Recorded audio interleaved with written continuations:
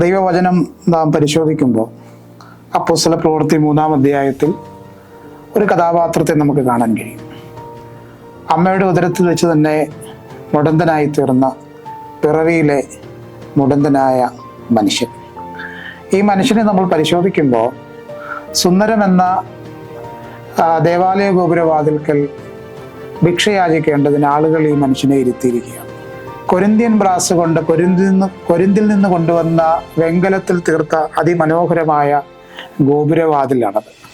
അതുകൊണ്ട് തന്നെയാണ് ആ ഗോപുരവാതിലിന് സുന്ദരം എന്ന പേരല്ലെ ബ്യൂട്ടിഫുൾ എന്ന് വിളിക്കുന്നത്.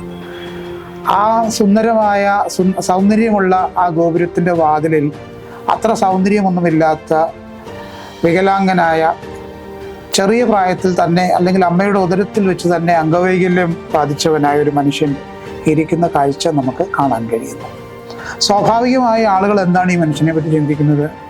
ഈ മനുഷ്യൻ്റെ ആയുസ് തീർന്നു, ഈ മനുഷ്യൻ്റെ ആരോഗ്യം തീർന്നു, ഈ മനുഷ്യൻ്റെ സാധ്യത തീർന്നു, ഈ മനുഷ്യന് ഒരിക്കലും ഒരു ഉയർത്തെഴുന്നേൽപ്പില്ല എന്നാണ് ചുറ്റിനുമുള്ള ആളുകൾ ചിന്തിക്കുന്നത്, അല്ലെങ്കിൽ ആ ആരാധനാലയത്തിൽ വരുന്ന ആളുകൾ ചിന്തിക്കുന്നത്. സ്വാഭാവികമായും അവരങ്ങനെ ചിന്തിക്കുന്നതിൽ തെറ്റില്ല. എന്നാൽ മനുഷ്യർ നമ്മളെക്കുറിച്ച് എന്ത് ചിന്തിക്കുന്നു, എന്ത് പറയുന്നു, എങ്ങനെ കാണുന്നു, നമ്മളെ അവരെങ്ങനെ വിലയിരുത്തുന്നു എന്നതിന് യാതൊരു പ്രാധാന്യവും കൊടുക്കേണ്ട ആവശ്യം നമുക്കില്ല.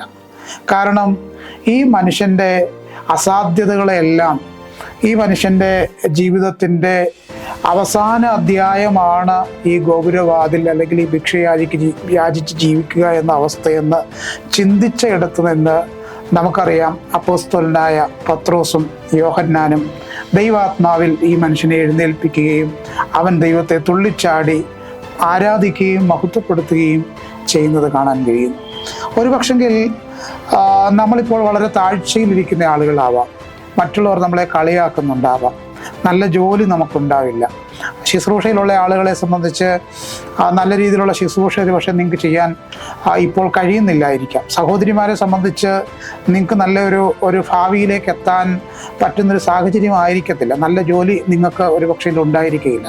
എന്നാൽ ഒരു കാര്യം നമ്മൾ മനസ്സിലാക്കണം, ഈ മുടന്തനായ മനുഷ്യൻ ഒരു ദിവസം തുള്ളിച്ചാടി ദൈവത്തെ ആരാധിച്ചതുപോലെ നമുക്ക് വേണ്ടി മാത്രം ഒരുക്കപ്പെടുന്ന ഒരു ദിവസമുണ്ട് എന്ന് നമ്മൾ മനസ്സിലാക്കി അതിനുവേണ്ടി കാംക്ഷിച്ച് ജീവിക്കുവാൻ നിങ്ങളെല്ലാവരെയും പ്രബോധിപ്പിച്ചുകൊണ്ട് എൻ്റെ വാക്കുകൾക്ക് ഞാൻ വിരാമം കുറിക്കുന്നു.